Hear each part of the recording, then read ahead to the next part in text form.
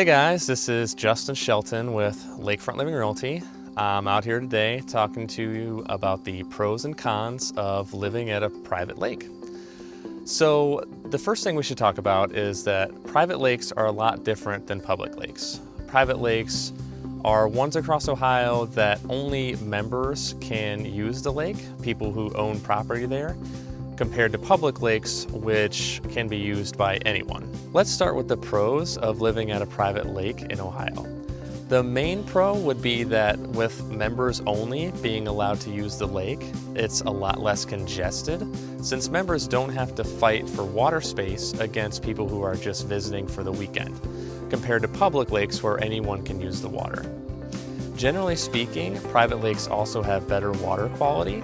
Since private lakes have HOAs, they more often than not have a separate committee or board that oversees water quality on a much tighter schedule than public lakes.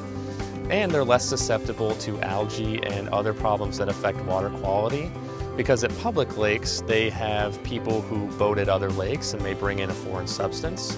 And public lakes are generally more shallow, which leads to more vegetation growth.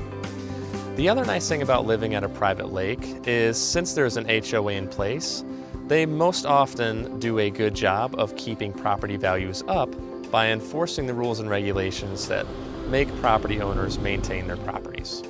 So let's talk about the cons of living at a private lake. Generally speaking, private lakes are much smaller than public lakes.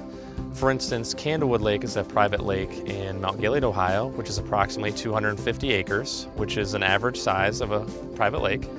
But the largest private lake in Ohio is only approximately 550 acres.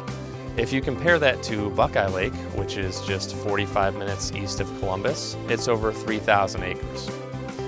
Another con of private lakes is the HOA. Although it is a pro, it does have another side to it. Since it has rules and regulations that it enforces in a community, some people may not like that they have to pay a HOA fee, whether it's monthly or yearly. And the HOAs oftentimes have new member fees that are due for one time only when you close on a new property. Public lakes rarely have HOAs, and they don't have new member fees. To cap this off, there are a lot of lake options across Ohio, a lot of them being private lakes.